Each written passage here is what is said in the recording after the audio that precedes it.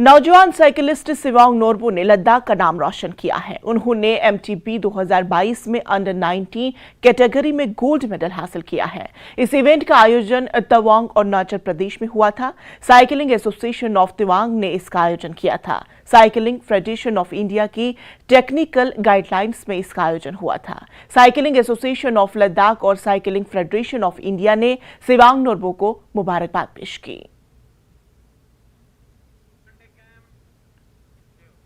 National conference के senior leader और साबिक मिनिस्टर कमर अली आखून को लद्दाख यूटी के लिए पार्टी का प्रेसिडेंट मुकर्रर किया गया है। नासिर इस्लाम वानी को लद्दाख के लिए पार्टी के इंचार्ज होंगे। BJP state media incharge Ladakh Mohammad Hussain Pasha ने कमर अली आखून को नेक ख्वाहिशात का इजहार किया। 5 अगस्त 2019 के फैसले और यूटी बनने के बाद कमर अली आखून लद्दाख में नेशनल कॉन्फ्रेंस के पहले प्रेसिडेंट हैं। वाज़ेह रहे कि 31 अक्टूबर को उमर अब्दुल्ला करगिल के दौरे पर पहुंचे थे और उनके दौरे के चलते काफी हलचल देखने को मिली थी। उमर अब्दुल्ला के दौरे की बीजेपी ने कंडम करते हुए इसे पीस और हार्मनी में रुकावट डालने की कोशिश करार दिया था। उमर अब्दुल्ला ने इल्जाम लगाया कि उनका दौरा रोकने की कोशिश की गई थी, मगर ऐसा नहीं हो पाया। उमर ने कहा था कि ये लोग लद्दाख में चीन को आगे नहीं रोक सकते हैं, तो मुझे क्या रोकेंगे। LAHDC करगिल के चेयरमैन फेरोज अहमद भी उमर अब्दुल्ला के डिफेंस में आए। उन्होंने कहा कि करगिल में नेशनल कॉन्फ्रेंस की काउंसिल है और उमर अब्दुल्ला को करगिल आने का पूरा हक है।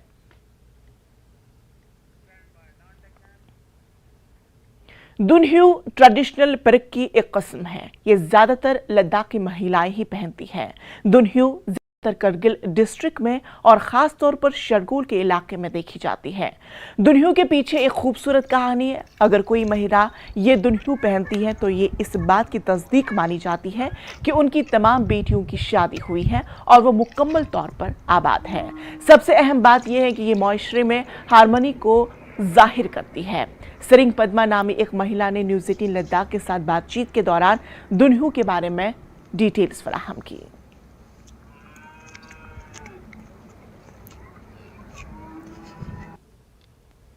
आज मैं आप लोगों को लद्दाखी केप, जिसका नाम दुनह्यू कहते हैं, जो कि करगिल डिस्ट्रिक्ट के मोस्टली शरगोल जोन के औरतें पहनते हैं, तो इसके बारे में हम डिटेल में सरिंग पद्मा से जानेंगे।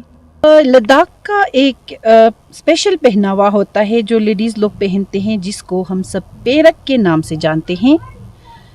पर आज हम वाखा मुलबेक, जहाँ पे पुर्गी कल्चर ज़्यादा फेमस है, वहाँ पे एक स्पेशल छोटा पेरक होता है। असल में इसको पेरक नहीं बोलते हैं, इसका असली नाम है दुनह्यू। दुनह्यू का मतलब होता है दुन यानी फ्रंट, जो आगे का पोर्शन है, और ह्यू मतलब टर्क्वाइस। तो दुनह्यू में एक स्पेशलिटी ये है कि ये सिर्फ आगे के पोर्शन में टर्क्वाइस अच्छे से इसको सजाए होते हैं, सिए होते हैं, और बीच में काऊ लगा होता है। और ये जो काऊ है वो सिल्वर का होता है, जिस पे गोल्ड प्लेटेड है। और इसके साथ टोपी पहनते हैं, जिसको हम टक्की बोलते हैं। और ये टक्की जो है वो वुलन का बनता है, और इसके ऊपर जरी चढ़ा होता है। और इसके ऊपर एक और चीज़ होती है, इसको बोलते हैं तुमर। तुमर जो है वो सिल्वर का होता है, और जिसमें छोटे छोटे टर्क्वाइस चढ़े होते हैं। दुनह्यू एक पहनने के लिए बहुत ही हल्का होता है, इसलिए ज़्यादातर लेडीज़ यहाँ पे दुनह्यू बनाते हैं। और ये सिर्फ वाखा मुलबेक के लेडीज़ ज़्यादातर डालते हैं।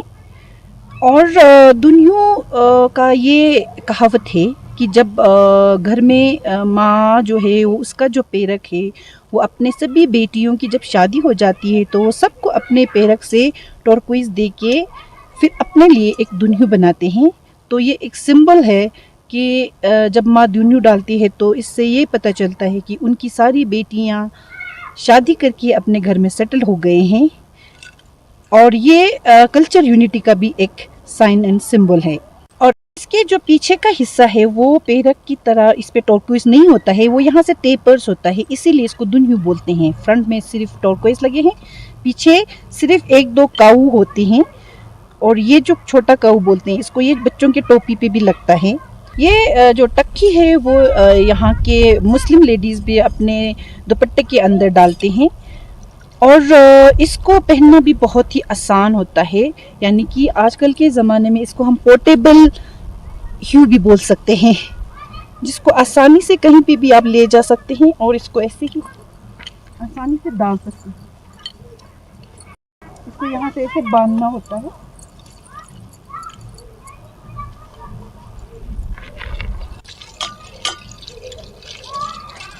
मैं उम्मीद करती हूँ कि आप लोगों को अच्छा लगा होगा। अगर आप लोग लद्दाख आएंगे तो ज़रूर इसको ट्राई करना और हम फिर मिलेंगे कुछ इस तरह की अनोखी चीज़ें लेके। तब तक के लिए जुले सलाम।